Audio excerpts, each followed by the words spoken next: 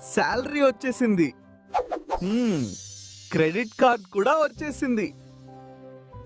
ఇప్పుడు నేను rich man. Offer ఉందంట, స్వైప్ చేద్దాం. ఈఎంఐలో ఈజీరా. బాక్స్ వచ్చేసింది.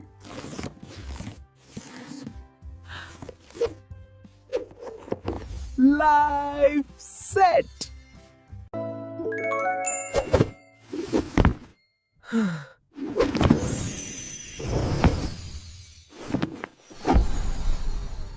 Salary, EMI, your rent and your bills. నేను ఈఎంఐ కోసమే జాబ్ చేస్తున్నానా? నెక్స్ట్ కార్డ్ టచ్ కూడా చెయ్యను. నెక్స్ట్ సాలరీ వరకు